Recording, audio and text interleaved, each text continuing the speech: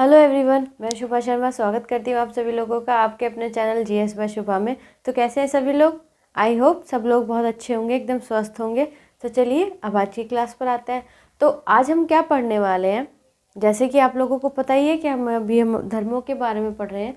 तो आज हम अपना नया धर्म स्टार्ट करेंगे जिसको हम शैव धर्म के नाम से जानते हैं।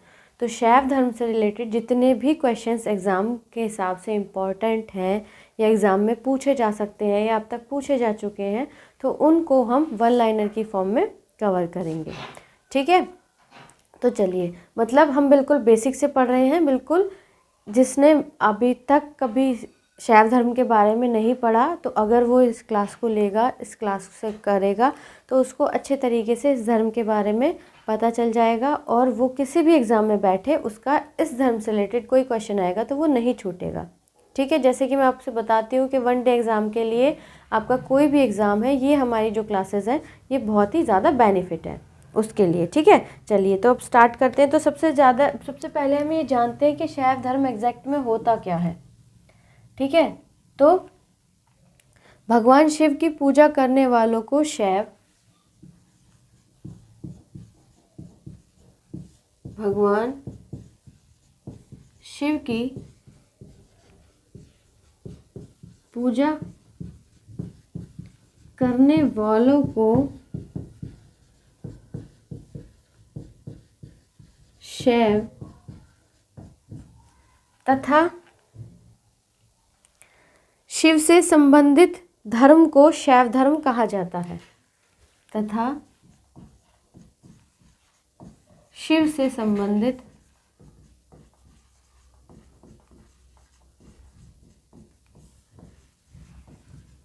धर्म को शैव धर्म कहा जाता है।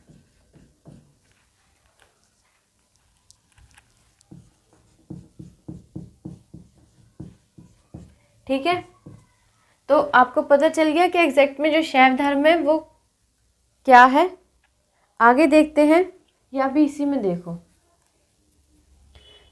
शिवलिंग उपासना का प्रारंभिक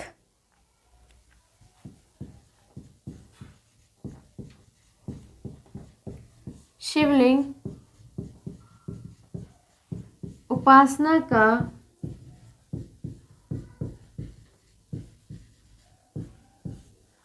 प्रारंभिक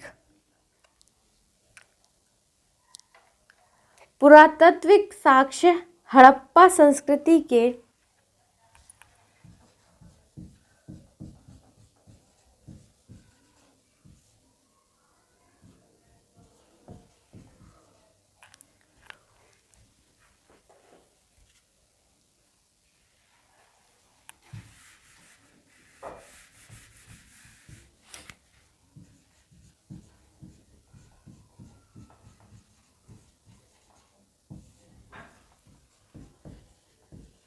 साक्ष्य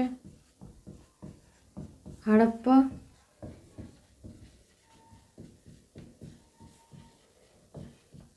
संस्कृति के अवशेषों में मिलता है।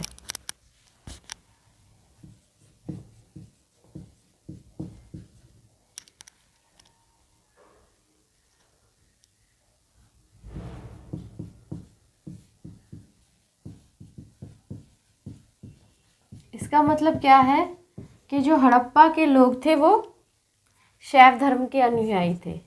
ठीक है, आगे देखते हैं। ऋग्वेद में शिव के लिए रुद्र नामक देवता का उल्लेख है। ऋग्वेद में शिव के लिए रुद्र नामक देवता का उल्लेख है।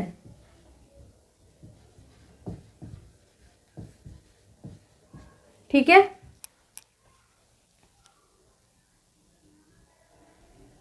आगे अथर्ववेद में शिव को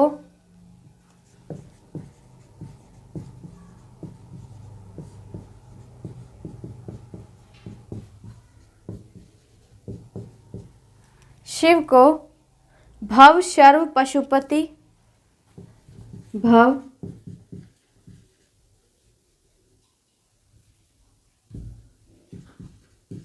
शर्व पशुपति एवं भूपति कहा गया है।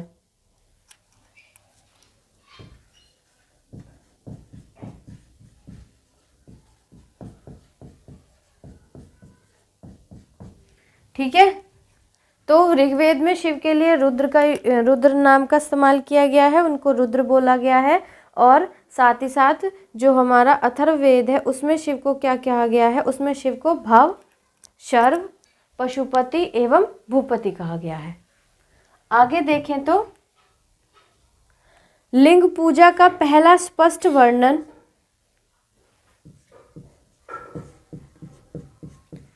लिंग पूजा का पहला स्पष्ट वर्णन मत्स्य पुराण से मिलता है।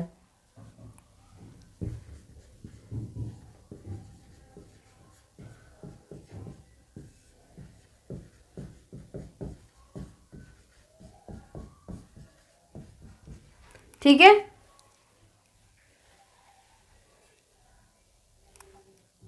अगला महाभारत के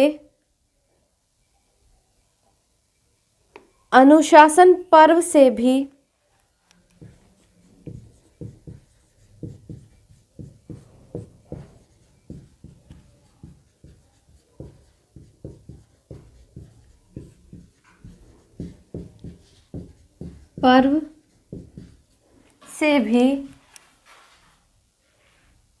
लिंग पूजा का वर्णन मिलता है।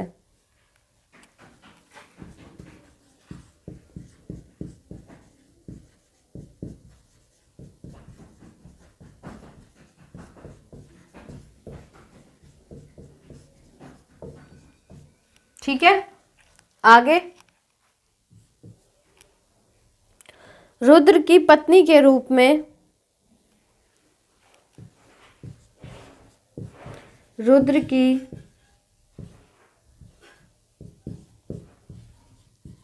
पत्नी के रूप में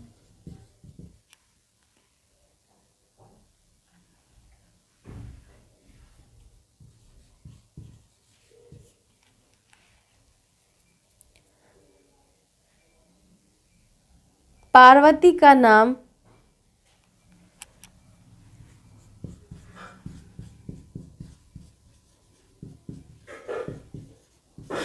किसका नाम?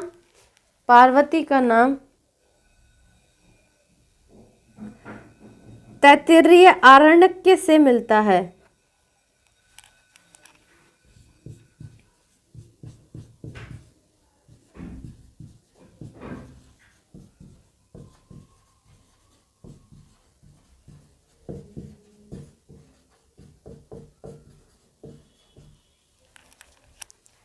किससे मिलता है? तैत्तिरीय आरण्यक।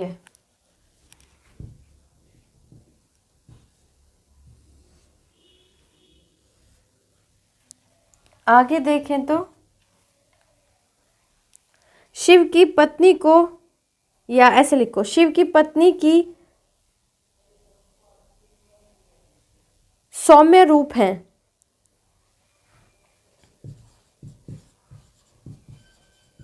शिव की पत्नी के सौम्य रूप हैं। कौन से रूप हैं? पद्मा, पार्वती,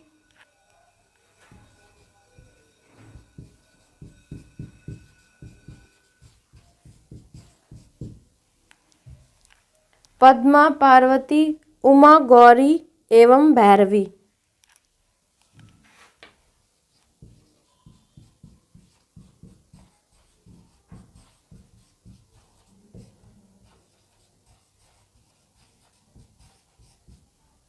ठीक है,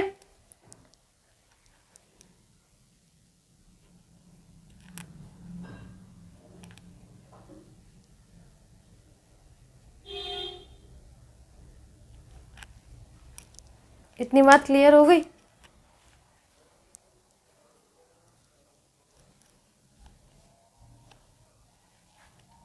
चलो पहले ये देख लो आगे का, फिर आगे बताऊंगी इसको रब करने पर। अब सबसे पहली बात ये आती है कि शैव धर्म क्या है। ठीक है, तो हम शैव धर्म के बारे में कैसे बता पाएंगे, कैसे कह पाएंगे। तो सबसे पहली जानकारी जो हमको ये मिलती है वो ये है कि भगवान शिव की पूजा करने वालों को शैव तथा शिव से संबंधित धर्म को शैव धर्म कहा जाता है। तो शैव धर्म में एग्जैक्ट में क्या है कि जो भगवान शिव की पूजा करते हैं उन लोगों को तो शैव कहा जाता है।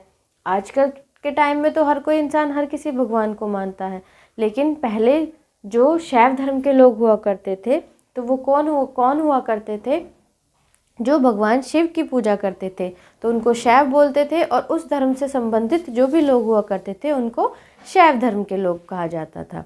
आगे इसमें क्या बताया गया है, शिवलिंग उपासना का प्रारंभिक पुरातत्विक साक्ष्य हड़प्पा संस्कृति से के अवशेषों में मिलता है।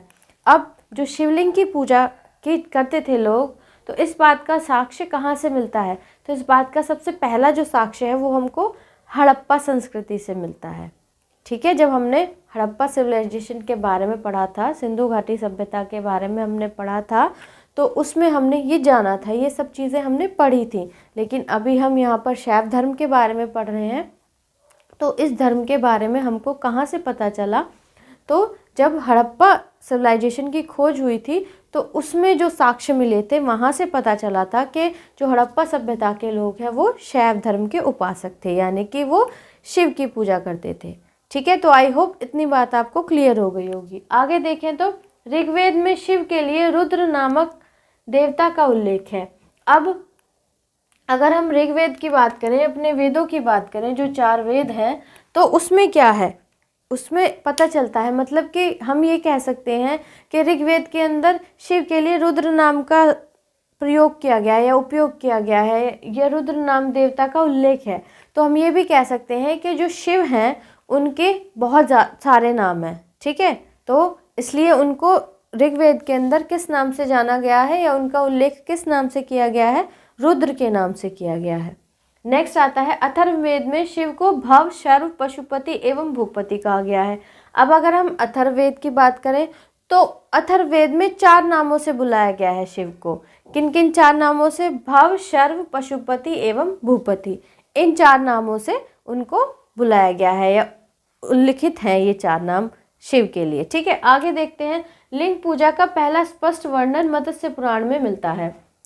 अब जो शिवलिंग है उसकी पूजा का सबसे पहला जो स्पष्ट वर्णन है वो हमको कहाँ से मिलता है, जो लिखित है, तो सबसे पहला जो है वो मत्स्य पुराण के अंदर है। तो अगर कोई मत्स्य पुराण पढ़ेगा तो उसमें आपको पता चलेगा, मतलब जब इन चीज़ों को हम जब क्या है खोज करके ही तो हमको ये सारी चीज़ें कलेक्ट करके ही तो बताई गई हैं। तो अगर क्वेश्चन ये आए कि जो लिंग पूजा का स्पष्ट वर्णन कहाँ से मिलता है, तो हमको बताना है कि मत्स्य पुराण के अंदर से मिलता है।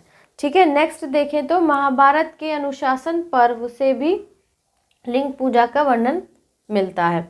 तो जो महाभारत है तो उसके जो अनुशासन पर्व है वहाँ से भी लिंग पूजा का वर्णन मिलता है। ठीक है, तो सबसे पहले आएगा तो वो मत्स्य पुराण के लिए आपको टिक करना है।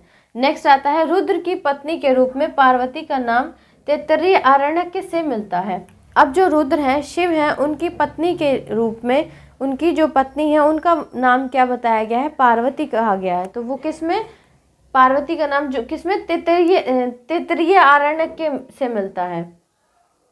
नेक्स्ट है शिव की पत्नी के सौम्य रूप हैं, मतलब शिव की जो पत्नी है उनके अनेकों रूप बताए गए हैं। तो वो कौन से हैं, तो पद्मा, पार्वती, उमा, गौरी एवं भैरवी, मतलब ये कहा गया है कि अन्य रूप जो है शिव की पत्नी के वो ये हैं। ठीक है, तो आपको अगर इसमें से कोई भी क्वेश्चन आपको पूछा जाए तो आप आराम से आंसर दे दीजिएगा। ठीक है, चलिए अब नेक्स्ट आगे चलते हैं।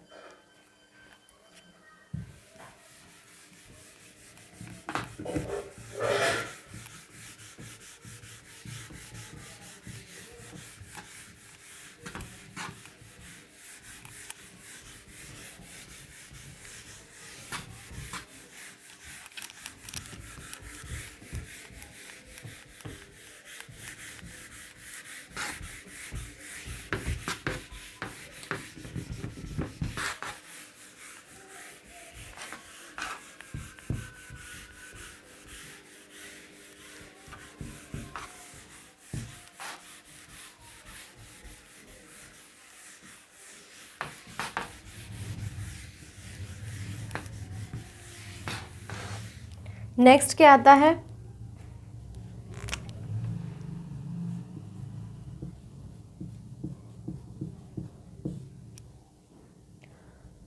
वामन पुराण में शैव संप्रदाय की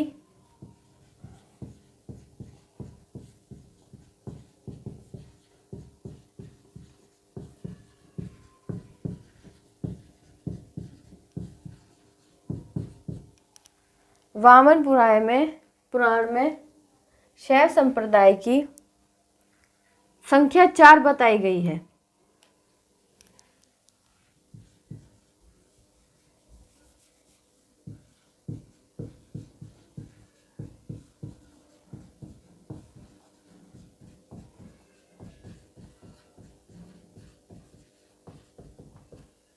कौन सी?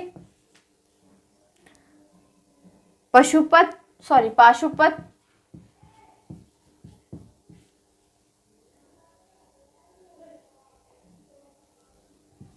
कापालिक,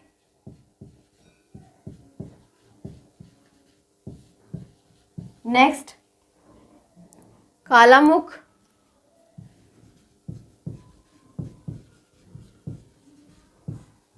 और लास्ट लिंगायत।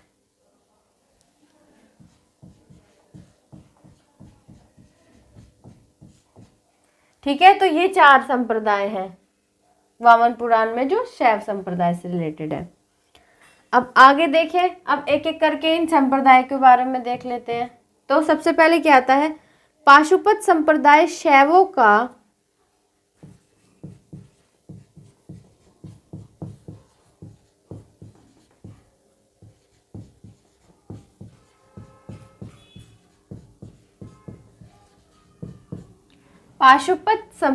शैवों का सर्वाधिक प्राचीन संप्रदाय है।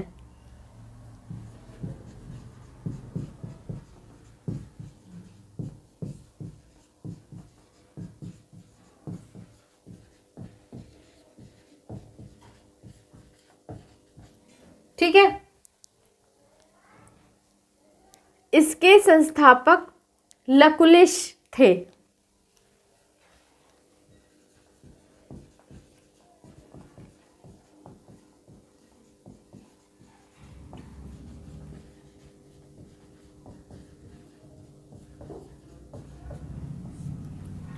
कौन थे? लकुलिश थे, जिन्हें भगवान शिव के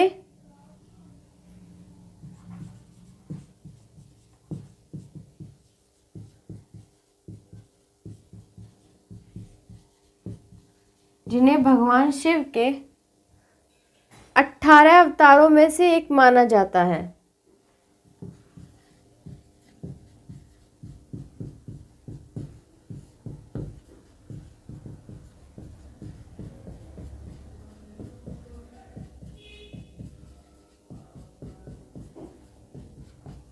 ठीक है, तो पाशुपत संप्रदाय के बारे में आपको पता चल गया। आगे देखते हैं, इसी में ही मतलब पाशुपत से संबंधित ही है।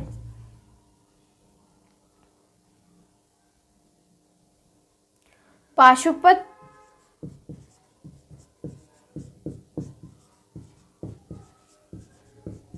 संप्रदाय के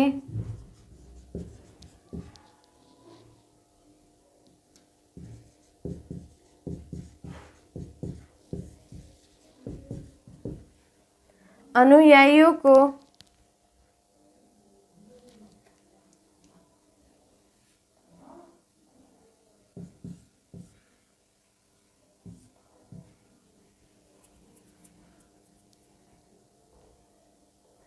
पंचार्थिक कहा गया है।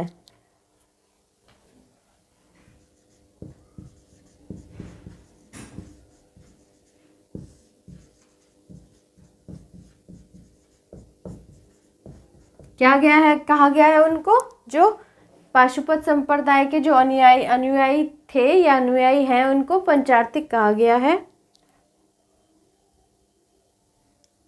इस मत का प्रमुख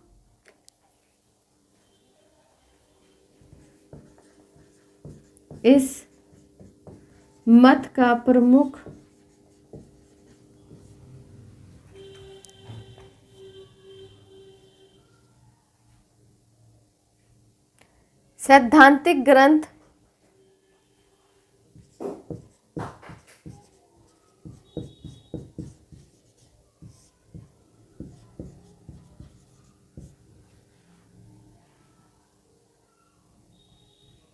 पाशुपत सूत्र है।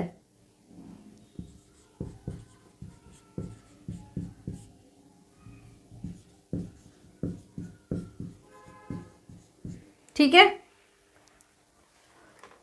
श्रीकर पंडित एक विख्यात पाशुपत आचार्य थे। कौन? श्रीकर पंडित।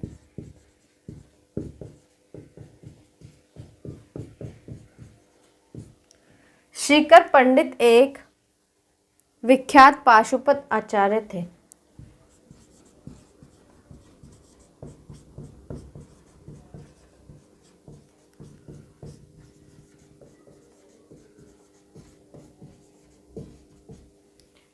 ठीक है।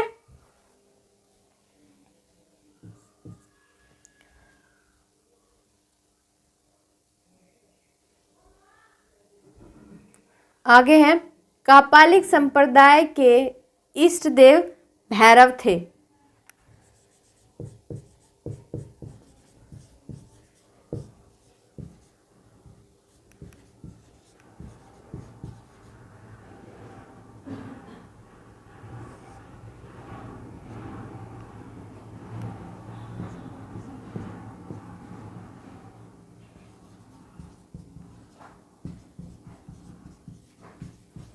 इष्ट देव भैरव थे। कौन थे? भैरव थे। इस संप्रदाय का प्रमुख केंद्र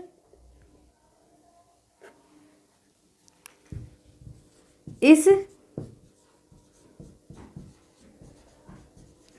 संप्रदाय का प्रमुख केंद्र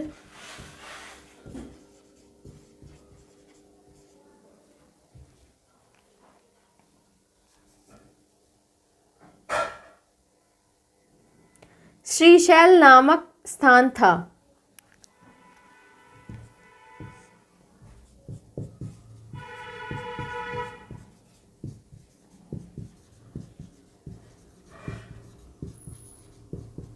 कौन सा स्थान था? श्रीशैल नाम का स्थान था। ठीक है।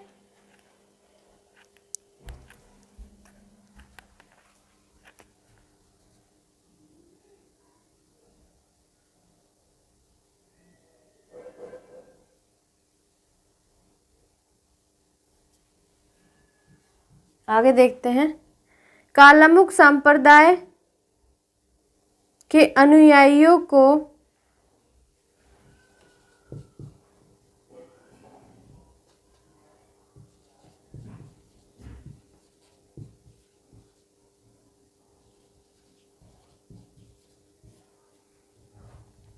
ये संप्रदाय है। ठीक है, मैंने गलत कर दिया, ये संप्रदाय की है। के अनुयायियों को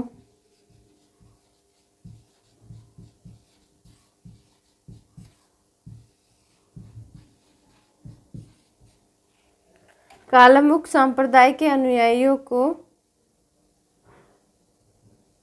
शिव पुराण में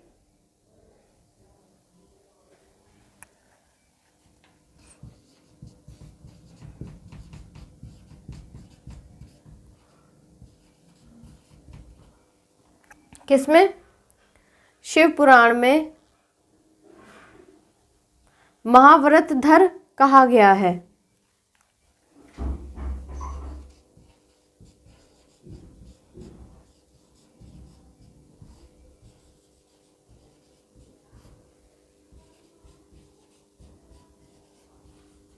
क्या कहा गया है? महाव्रतधर।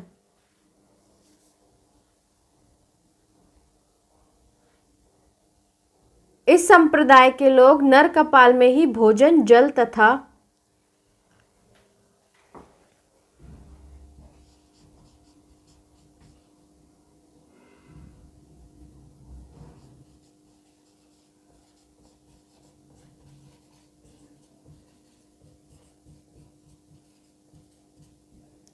नर कपाल बोलते हैं खोपड़ी को।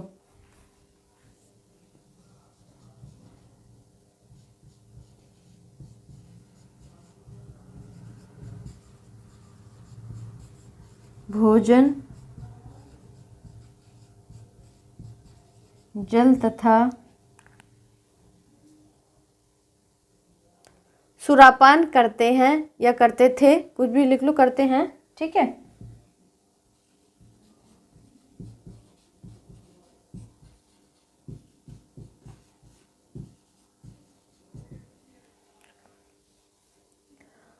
और साथ ही अपने शरीर पर चिता की भस्म मलते हैं।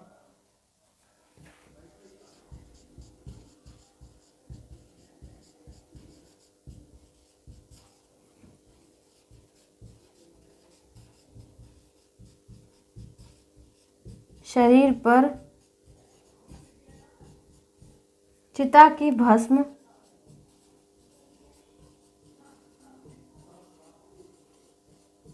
मलते हैं, ठीक है।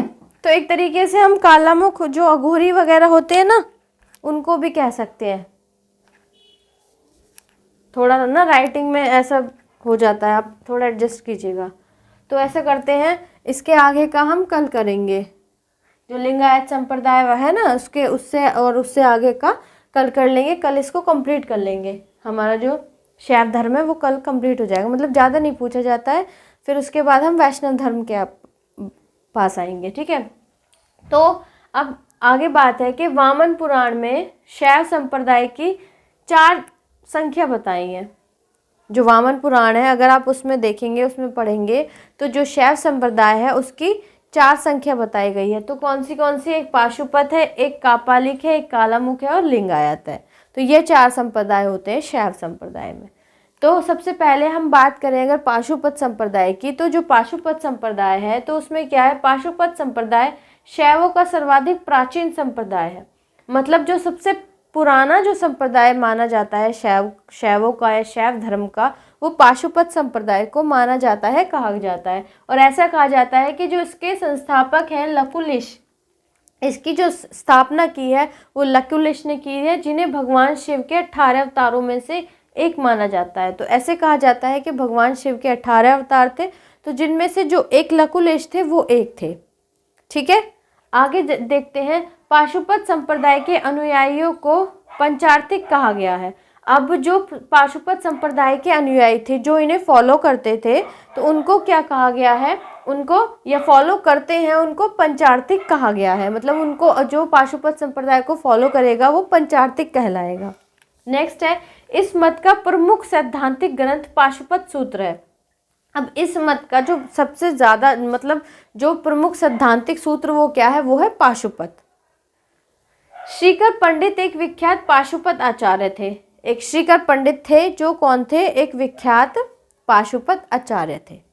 आगे देखते हैं, तो ये तो बात होगी पाशुपत संप्रदाय की। अब आगे देखते हैं हम कापालिक संप्रदाय। तो जो कापालिक संप्रदाय होते हैं, तो कापालिक संप्रदाय के इष्ट देव भैरव थे।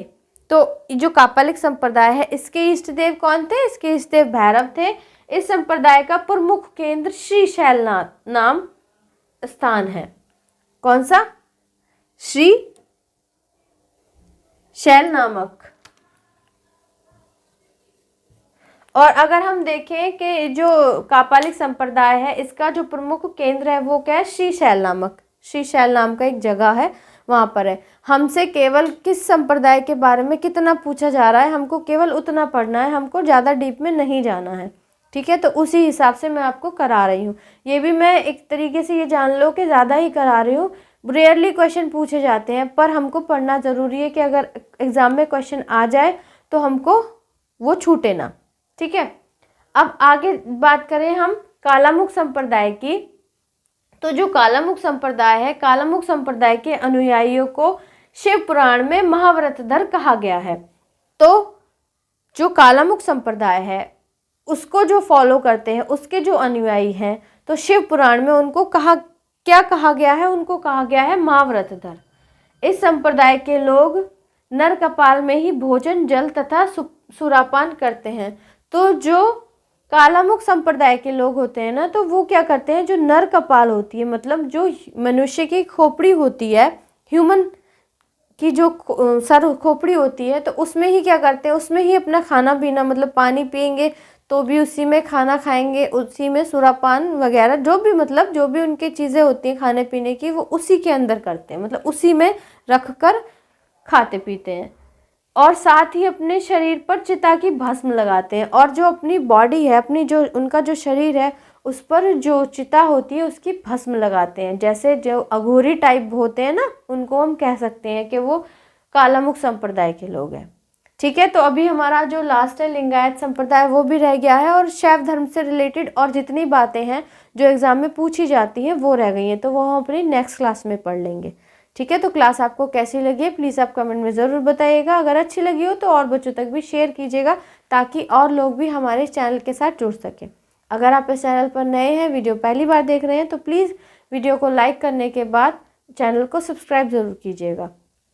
और आप जो भी सोशल मीडिया अकाउंट यूज़ करते हैं उस पर इस चैनल के लिंक को ज़रूर शेयर कीजिएगा, ताकि ज़्यादा से ज़्यादा लोग चैनल को सब्सक्राइब करें और हमारा जो चैनल है, मतलब वो ज़्यादा बढ़ता चला जाए। तो आज के लिए इतना ही, अब मिलते हैं नेक्स्ट क्लास में, तब तक के लिए थैंक यू वेरी मच।